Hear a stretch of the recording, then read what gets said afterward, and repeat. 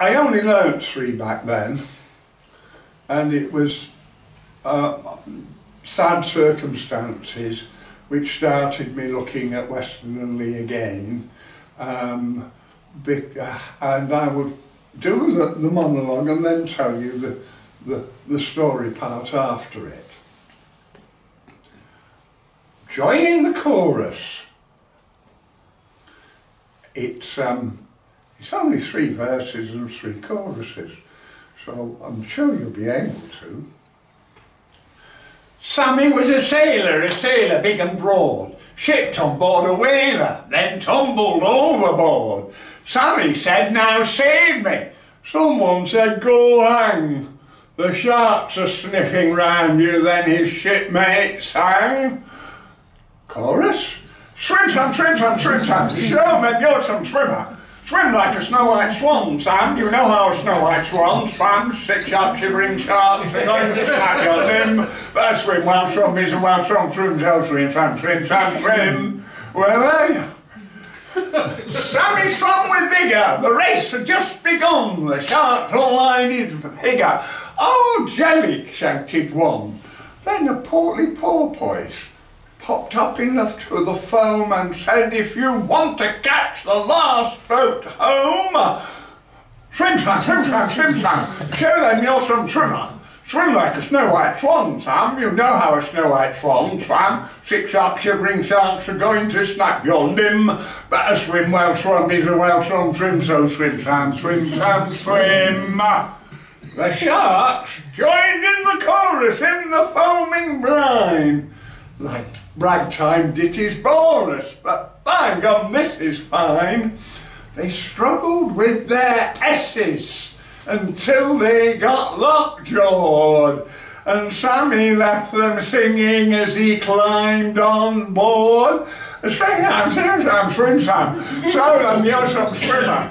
Swim like a snow white swan, Sam. You know how a snow white swan swam. 6 sharp shivering sharks are going to snap your limb. But a swim well swum is a well swum. Swim, so swim, Sam, swim, Sam, swim."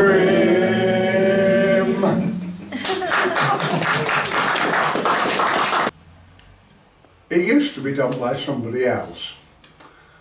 When I looked it up, I found it under Weston and Lee. No tune to it or anything like that, just the words, but I recognised the words because they had been done by a good friend of mine called Jolly Jock Richardson, who was known as Jolly Jock, whose band, the Biggles Wartime Band, is, until his death, the only band to be at Glastonbury for every year.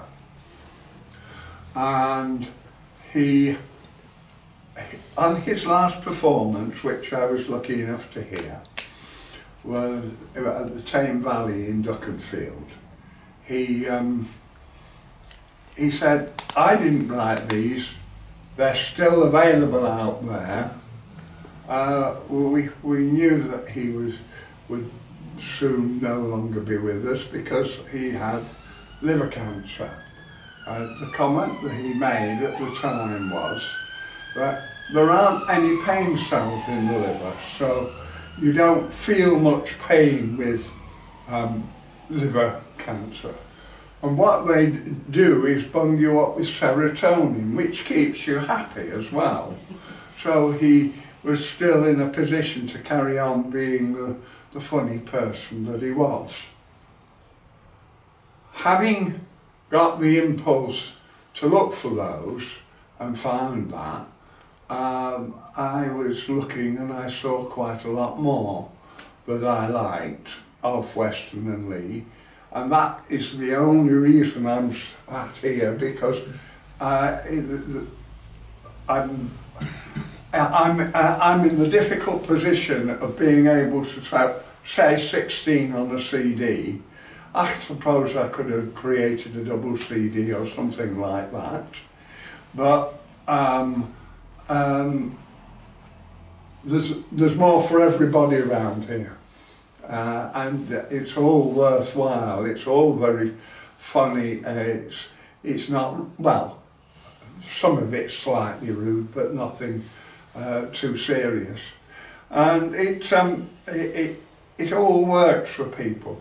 That was written in 1917 at the height of the First World War, and probably did more for people's morale than anything else, because they could laugh at it easily. It was performed by a bloke called J. Laurier.